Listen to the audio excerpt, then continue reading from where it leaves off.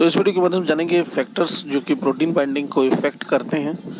देखिए, factor affecting एक biopharmaceutics का एक बहुत इंपॉर्टेंट पार्ट है। बायोफार्मास्यूटिक्स हमेशा दो पार्ट में डिवाइडेड है, एक एक्टिविटी होती है और दूसरा उसे फैक्टर अफेक्ट करते हैं। एब्जॉर्प्शन नॉर्मली हो रहा है तो इट्स ओके, लेकिन अगर कुछ फैक्टर्स उसे इफेक्ट कर रहे हैं तो we have to cover up. इसी तरह से प्रोटीन बाइंडिंग जब होती है तो प्रोटीन बाइंडिंग में भी बहुत सारे ऐसे फैक्टर्स होते हैं जिसकी वजह से उसकी प्रोसेस को इफेक्ट आता है, जो कि हम इस वीडियो के माध्यम से जानेंगे। जिसमें सबसे पहला एक अंडरस्टूड सी बात है कि जो प्रोटीन बाइंडिंग है वो दो ही चीज के बीच में होती है, ड्रग एंड प्रोटीन। तो ड्रग से रिलेटेड जो फैक्टर्स हैं जो इफेक्ट करेंगे एंड प्रोटीन से रिलेटेड, एक एक करके हम उन्हें देखेंगे। इसमें सबसे पहले ड्रग रिलेटेड है, फिजिको केमिकल प्रॉपर्टी, जिसमें सबसे इंपॉर्टेंट है लिपोफिलिसिटी। लिपोफिलिसिटी एक अंडरस्टूड सी बात है, जितना ज्यादा ड्रग की लिपोफिलिक की नेचर की होगी, मतलब तैलीय प्रवृत्ति की होगी, प्रोटीन के साथ उसकी बाइंड होने की जो क्षमता है या फिर हम कहें चांसेस हैं, वो उतने ज्यादा होंगे। Next is the concentration. Concentration से मतलब यह है कि पिछले वीडियो में हमने देखा था कि कौन सा प्रोटीन शरीर में कितनी मात्रा में होता है। तो जो प्रोटीन जितनी ज्यादा मात्रा में होगा उसके साथ उसके चांसेस है। इसी तरह ड्रग के साथ है, जो भी लॉन्ग टर्म ड्रग्स है होती है, लॉन्ग टर्म डिजीज का मतलब जैसे डायबिटीज है, हाइपरटेंशन है, जिसमें मरीज को हमेशा दवाई खाना पड़ता है, तो उन ऐसी दवाइयों का जो मात्रा है वो शरीर में लगातार बहुत ज्यादा बनी रहती है। तो जितना ज्यादा वो कॉन्सेंट्रेशन में बनी रहेंगी उतना ज्यादा चांसेस है ड्रग के बाइंडिंग के। मीन्स कहने का मतलब ये है कि एक्यूट कंडीशन है, जैसे सर दर्द है, इन्फेक्शन है, एंटीबायोटिक का सेवन है, तो इनका जो सेवन है वो मरीज एक कुछ समय तक के लिए करता है, लेकिन लॉन्ग टर्म डिजीज के लिए उसे निरंतर दवा खाते रहना पड़ता है, तो डेफिनेटली चांसेस बने रहते हैं। जैसे मधुमेह रोगी है, उसे सुबह शाम गोली खानी पड़ती है। हाइपरटेंशन है तो उसे भी सुबह शाम गोली लेनी पड़ती है। तीसरे है एफिनिटी। एफिनिटी का मतलब होता है क्षमता किसी भी पर्टिकुलर ड्रग की प्रोटीन के प्रति। मतलब ये कि बहुत सारे प्रोटीन्स हमने अभी पिछले वीडियो में कवर किए, जिनकी संरचना, जिनका स्ट्रक्चर सब अलग अलग भिन्न भिन्न है। तो ड्रग्स भी ऐसी होती हैं जिनका कुछ पर्टिकुलर खास प्रोटीन की तरफ काफी इंटरेक्शन होता है और उनके साथ वो रिवर्सिबल नहीं बल्कि इरिवर्सिबल बाइंडिंग कर सकती हैं। तो एफिनिटी भी डिपेंड करती है। एफिनिटी से मतलब ये है कि आप देखते होंगे कि हर साल नए नए मॉलिक्यूल मार्केट में आते हैं। तो ये जो मॉलिक्यूल्स हैं इन सब का स्ट्रक्चर अलग अलग होता है, तो किसी का स्ट्रक्चर ज्यादा ससेप्टेबल होता है बाइंडिंग के प्रति, किसी का कम होता है, इस तरीके से बना रहता है। ड्रग की तरह ही प्रोटीन और टिश्यू के भी फैक्टर्स हैं, उसमें भी सेम वही चीजें। जैसे प्रोटीन की physico chemical properties, means lipoprotein है, एडिपोज टिश्यू है, ये जितने भी हैं, जितने जितने ज्यादा लिपोफिलिक नेचर के होंगे उनसे बाइंडिंग की चांसेस उतनी ज्यादा होगी। Next is the concentration of protein या फिर बाइंडिंग कंपोनेंट की। तो कॉन्सेंट्रेशन ऑफ प्रोटीन का मतलब भी बिल्कुल वैसा ही है जैसा ड्रग का है। जितने भी मौजूद प्रोटीन है उसमें सबसे ज्यादा जैसे ह्यूमन सीरम एल्ब्यूमिन की मात्रा शरीर में पाई जाती है। तो जितनी भी ड्रग का सेवन कोई मरीज करेगा तो ह्यूमन सीरम एल्ब्यूमिन के बाइंड होने के उसके सबसे ज्यादा चांसेस हो। नंबर 3 पर आता है ड्रग इंटरेक्शन। ये एक बहुत बड़ी समस्या का विषय रहता है हमेशा दवाओं के सेवन में, खास तौर पे कि जनरली क्या होता है कि ड्रग्स के भी आपस में कंपटीशन हो जाता है काफी ज्यादा, एक किसी पर्टिकुलर प्रोटीन से बाइंड होने के लिए, मतलब जिसकी एफिनिटी ज्यादा होगी, जो हमने अभी अभी देखी।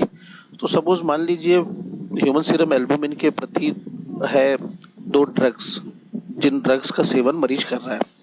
जैसे फॉर एग्जांपल अगर कोई मरीज ट्यूबरकुलोसिस का है तो वो रेफेम्पासिन, आइसोनियाजाइड और इथेम्ब्यूटोल, 3 दवाओं का सेवन उसे करना पड़ता है।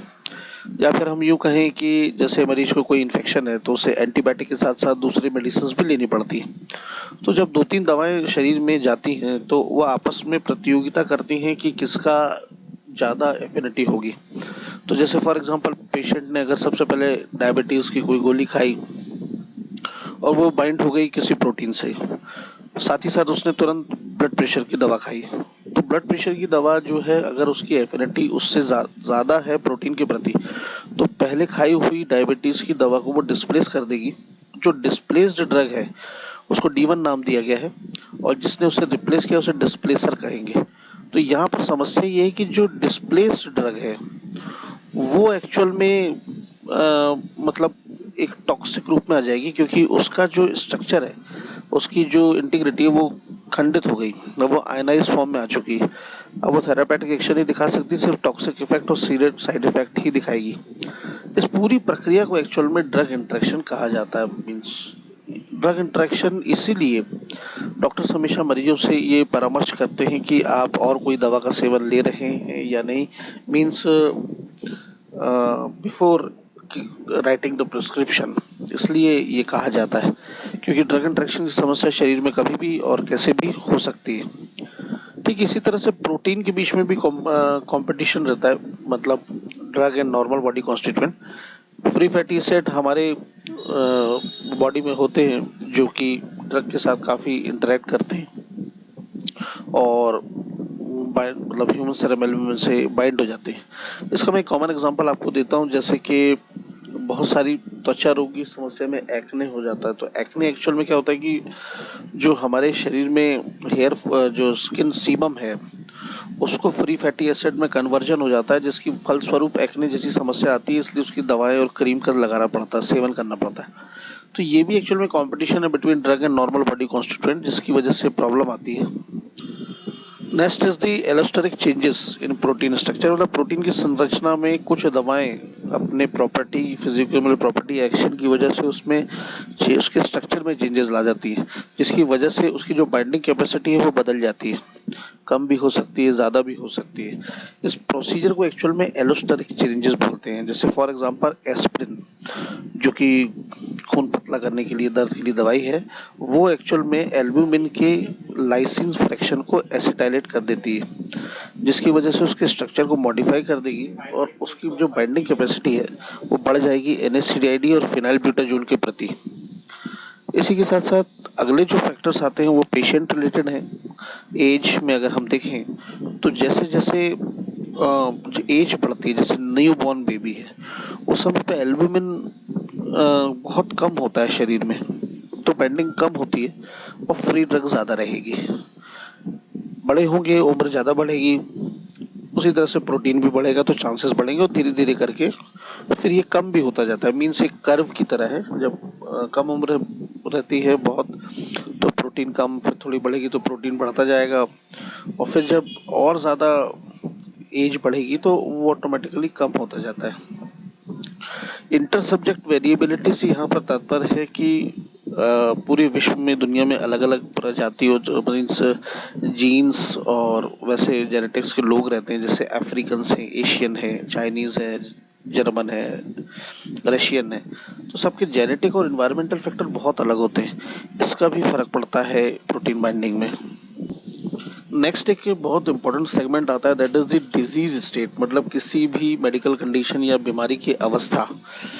इस समय पे प्रोटीन की मात्रा में बहुत बदलाव होते हैं शरीर के अंदर।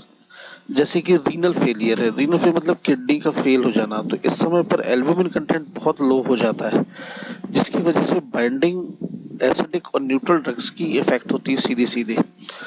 एल्ब्यूमिन हमने देखा पिछली क्लासेस में कि एल्ब्यूमिन का बहुत बड़ा रोल होता है, क्योंकि हमारे ब्लड में वो लगातार बना रहता है। तो अगर कोई पेशेंट किडनी फेलियर से है तो एल्ब्यूमिन का जो सिंथेसिस है वो रुक जाता है, जिसकी वजह से एल्ब्यूमिन कंटेंट कम होने लगता है, तो ऐसे में बाइंडिंग भी इफेक्ट करती है। हेपेटिक फेलियर है, लीवर फेलियर है, तो उस समय पे भी एल्ब्यूमिन पे इफेक्ट करेगा। इन्फ्लेमेटरी स्टेटस है, जैसे ट्रॉमा या सर्जरी है, तो उस समय पे अल्फा एसिड ग्लाइकोप्रोटीन लेवल बहुत बढ़ जाते हैं, जिसकी वजह से बाइंडिंग इफेक्ट करती है।